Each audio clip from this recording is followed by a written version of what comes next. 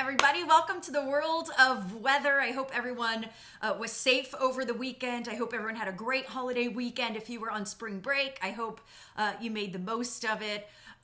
Sunday was a little scary. We did have lots of tornadoes. Today, the National Weather Service is going to see how strong they were and to see if it was actually a tornado. And honestly, we should do a world of weather on what happens after those storms because it's fairly interesting.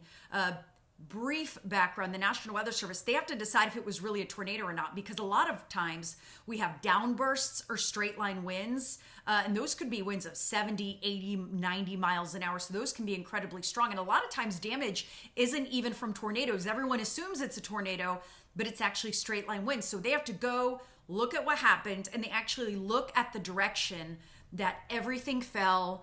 They see how long it went on. They measure how wide the tornado was, if it was a tornado, and then they determine how strong it was. And to do that, they look at different parameters as far as the damage, the type of damage, and what was damaged. Was it a really well-built house? Was it a mobile home? Was it maybe some signs? And that's how they determine the wind speed. So it's really pretty interesting. But that's what the National Weather Service has been busy doing.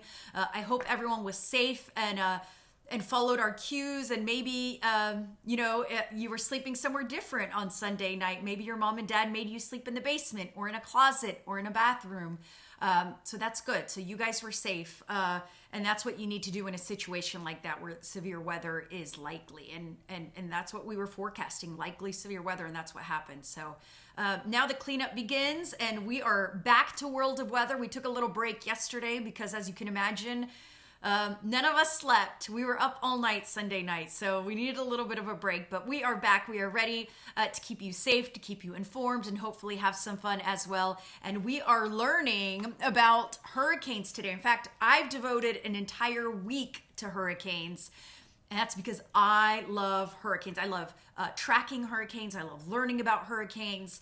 I did grow up in Florida, so maybe that's why I just have such a fascination with hurricanes, because we got impacted almost every year. And here in Georgia, we're impacted by hurricanes as well. Not so much. We don't get the direct hit here because we are in North Georgia. We're not on the ocean. But when they make landfall in Louisiana or in Alabama or on the Florida Gulf Coast, they tend to move up. A lot of times they move over Georgia, and we get a lot of flooding from hurricanes here. So we're actually going to have a separate lesson on that. We're also going to have a lesson on why a lot of times these hurricanes do not make landfall in Georgia, on the Georgia coast. So we have a lot to talk about. We've devoted a different lesson each day. So if you don't learn about everything today, don't worry if there's something else you're interested in, because we're going to do these lessons all week long, and we're going to go over everything you need to know, including tidal waves and flooding and how often we see what, and we're going to do it all. So it's going to be a really fun week. If you are interested in hurricanes or your kids are interested in hurricanes, this is the week you really want to watch the world of weather. And of course, as always, go ahead and ask your questions at the bottom of the screen. We'll be happy to answer that. Do you want to start with a brief little refresher? And again, this is the first lesson on hurricanes of several. So I do want to start with a brief little refresher on hurricanes. And we've got my globe that we've been using a lot of over the past several weeks. I never thought I would use my globe so much. So we've got the globe, and we know where we are. Let's find us. Here we are. We are in North America, and our hurricanes, as you know, we have hurricanes. They can be in the Gulf of Mexico or the Caribbean Sea, or later in the year as we head into the summer, we see them develop right here in the Atlantic Ocean. That's why we call it the Atlantic hurricane season. But there are also cyclones and typhoons. And you may hear that in the news: cyclone and then whatever the name is, or typhoon. And you may be wondering what the difference is. They are all the same thing. They are all tropical cyclones. They're all hurricanes, basically. We just give them different names. They're called hurricanes in the Atlantic hurricane season, which is what affects us. But in the southern hemisphere, anything that develops south of the equator, so anything on this side of the globe, it is called a cyclone. So that's what a cyclone is. And a typhoon happens over in the Pacific. We're going to go over here. In the North Pacific Ocean over here, this is where we have typhoons. So anything that develops right here and impacts China or the Philippines, anything that impacts this area is called a typhoon. So essentially, they're the same thing with a different name. Also, another interesting fact you may not know is that hurricanes don't form everywhere. They don't form all over the globe. There's certain places in the globe on the ocean that don't form hurricanes. And the reason being, it all has to do with the ocean temperature. The ocean temperature is not warm enough to support a hurricane. You need that ocean temperature to be at least 79, 82 degrees, somewhere in there, or warmer in the first 50 meters of the ocean in order for a hurricane or a tropical cyclone to develop. Some parts of the ocean never get that warm, so because of that, they don't see any hurricanes. So it doesn't happen everywhere, but certainly many parts of the globe are affected with hurricanes. Now you may be wondering, what else do you need for a hurricane to develop? You know you need warm ocean temperatures, but that's not all. So that brings us to our lesson for today, and that is the World of Weather Hurricane Basics. So I am going to move this camera around. We always do, World of Weather, and we're going to talk more about hurricanes in today's World of Weather lesson. So this is what you need. We're calling it hurricane ingredients. We talked about the ocean temperature. That is not the only thing you need. You need a tropical low or an area of low pressure. Basically, you need an organized area of thunderstorms. You can't have it without an area of low pressure. You need that low in the ocean. But we have lows all the time, and you actually see them on my maps. When I do the weather every day, especially if we have a storm heading in our direction, you will probably notice that we have a low pressure. So low pressures, they happen all the time, everywhere. A lot of times we see them over Georgia. But when you have a low pressure over the ocean, they can become very, very strong, especially when that ocean temperature is about 80 degrees or warmer. That's when you start to see these areas of low pressure really start to develop. So you need a tropical low, but you also, again, need that really warm ocean water, about 79 degrees or warmer. Some people say it needs to be 82 or warmer. Some people say it needs to be 79 or warmer. But basically what you need to know, you need very warm ocean temperatures for this to happen. So you have the warm water, you have that area of low pressure or thunderstorms over the water. A lot of times this happens near the equator, especially at the beginning of the season. You're going to see this near the equator. And the reason for that is very simple. That's where the ocean temperature is at its warmest. So you're going to notice that these develop near the equator just because that's where the warmest water is located. And again, you need that warm water for these to happen. And the other thing you need is light winds. If you have strong winds and they blow over this area of low pressure, you'll notice that they tear this system apart. They basically shred it. So you need light winds over that area of low pressure in order for these to develop. So all of those things come together. When they do, that's when you see these possible tropical systems. So those are the hurricane ingredients. Now, when you have a really strong hurricane, you'll notice the eye of the hurricane. So we see the eye of the hurricane. And I'm looking, actually, as I'm talking, I'm actually going to try to follow your questions as I'm talking. We're going to try to do things a little bit different. So let's see. Can you tell me, what does the term eye of the storm mean? Willie, hey, I'm about to talk about it right now. So good question. So Lucas, 4 kids watching now. Thanks, Lucas. Center of the storm, here we go. Why do they spawn in the ocean? Perfect questions. We're actually getting into all of that. So let's talk about eye of the storm. And a hurricane. Oh my gosh, so many questions. I love this. Okay, so we're going to start with the eye of the storm. And you must have read my mind, Willie, because we're going to talk about the eye of the storm. You're going to notice that during a strong hurricane, the eye of the storm is very well defined. When you see that perfect eye of the storm, like you're seeing in this picture, you know it's a strong hurricane, usually a category 3, 4, or 5, a major hurricane. The weaker hurricanes actually have a lot of cloud cover in the eye. It's not as well defined. And the reason you have an eye in the hurricane, that is where you have sinking air that actually clears out the eye. You have sinking air that goes down the eye of the hurricane. And unbelievably, it's crazy to think about, but in the eye of the hurricane, you actually have really nice weather very briefly. That's why a lot of times these hurricanes make landfall over the Florida and the eye is moving over someone and they think they're in the clear and they're not. It is very brief. In fact, the eye of the storm is not very big. It can be anywhere between 19 to 40 miles wide, depending on the size of the hurricane. So about 20 to 40 miles wide. So yeah, it will pass over you, but then what happens is the rest of the hurricane passes over you, and that's when the winds start to pick up. So even though the eye of the hurricane is relatively calm, the eye wall, which is the area of the storm that directly circles the eye of the storm, that is where the strongest winds are located. So the strongest winds are located around the eye wall, and then they weaken as you move away from the eye wall. Something else that's interesting is that the lowest surface pressure, you measure a hurricane by the surface pressure. The lower the pressure, the stronger the hurricane. The lowest pressure is actually inside the eye of the hurricane, and that's where the calmest weather is. And again, that's where the sinking air is located. The eye of the storm can be really beautiful, but certainly it is very dangerous because it is surrounded by those stronger winds. We do have hurricane hunters, and we talk about hurricane hunters all the time.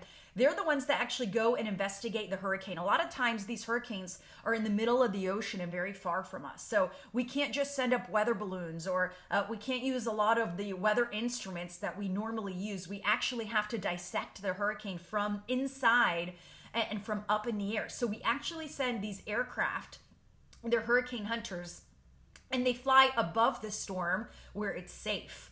Very, very, very, very high up in the atmosphere above. And then they actually go into the center of the hurricane, and they have special instruments on board, and they fly in a specific pattern, almost like a crisscross pattern across the hurricane.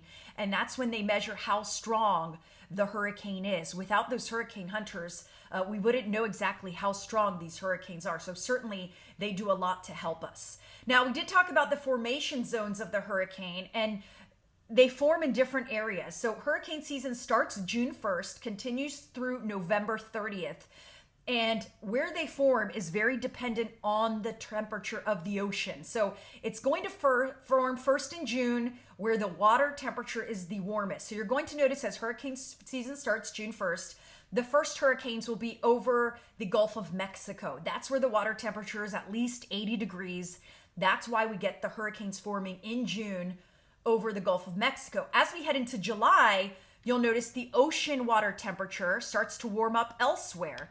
And it starts to get warmer in the Caribbean. So as we head into July, the Caribbean is now warm enough to support the formation of hurricanes. Because remember, we need a low, but we also need warm ocean temperatures with light winds. And in July, we're getting that over the Caribbean Sea. So you'll notice in July, we'll start to see those storms form a little further south. So we can see them form off the coast of Cuba, Puerto Rico, off the Yucatan Peninsula, over Cancun, Mexico. You'll start to see those form a little further south. Then as we head into August, and as our hurricane season really starts to ramp up, you'll notice those hurricanes form out in the Atlantic. So August and September, we see those hurricanes forming in the Atlantic. And as that ocean water gets warmer and warmer, you'll notice that those hurricanes start to form further and further east as that warm water starts to develop across the entire ocean. At first, it happens near the coast, but it then starts to move over into Africa. And we start to see a lot of these storms develop over the African coast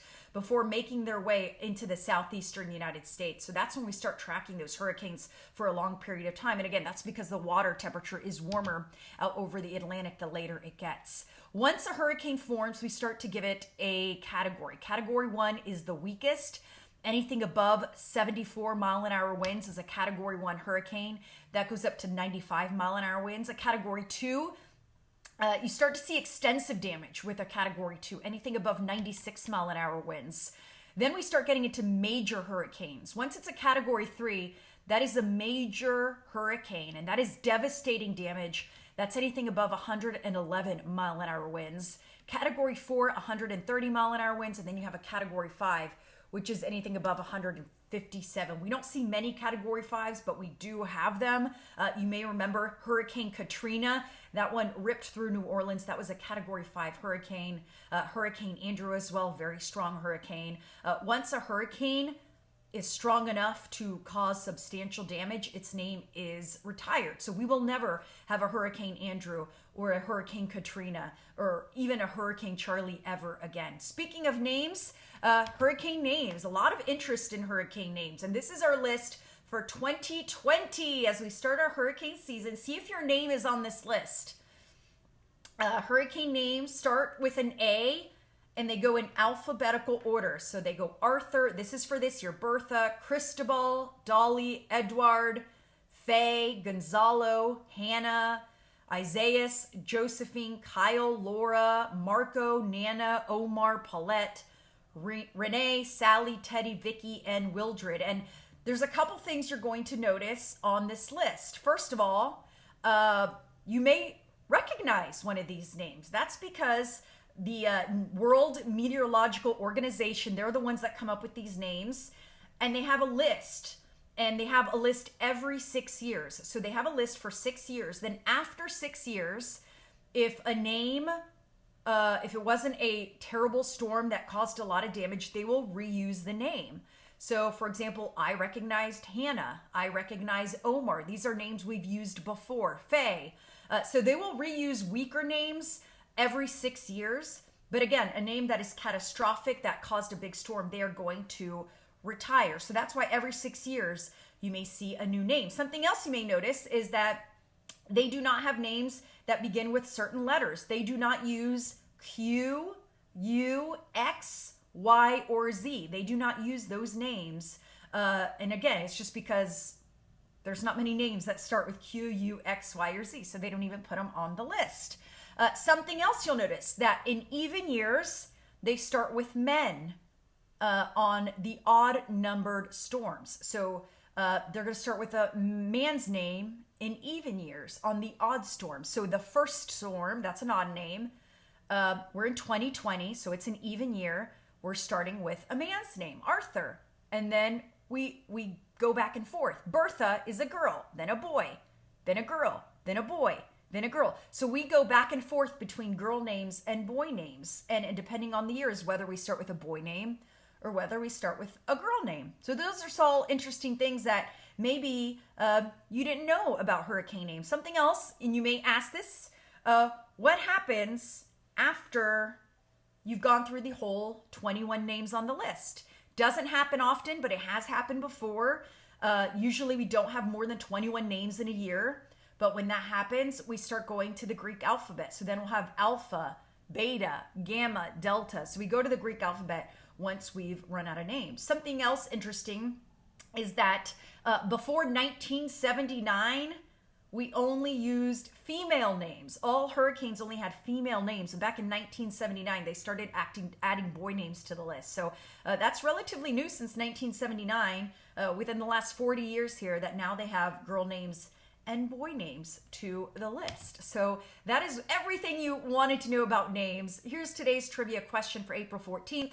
What are the strongest winds in a hurricane, or where are the strongest winds in a hurricane? Outer bands, eye wall, and rain bands. And even though the lowest pressure of the hurricane is in the eye, it is actually the eye wall winds are located. So hopefully you learned that. I hope you got that question right. So I'm going to open you up here on Facebook, and we are going to see what kind of questions. We talked about the center of the storm.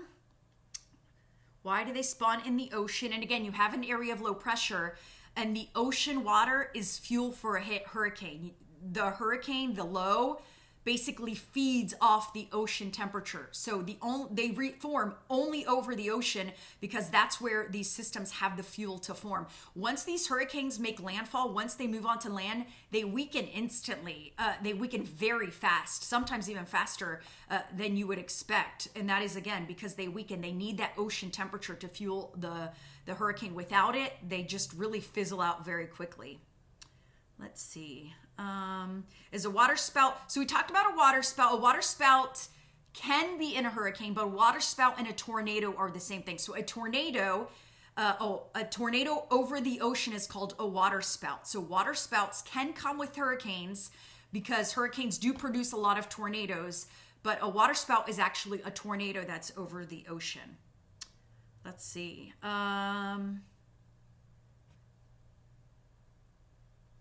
Hurricanes can be scary, Lee. Yes, they can. Yes, we do have Molly went inside a hurricane. So we have hurricane footage with her. Okay, so why they talk about the William said that you never understood why they talk about a storm's barometric pressure with a hurricane, and that is because the lower the pressure, the stronger the hurricane. So a lot of times meteorologists will tell you the pressure just because the lower the pressure, the stronger the hurricane.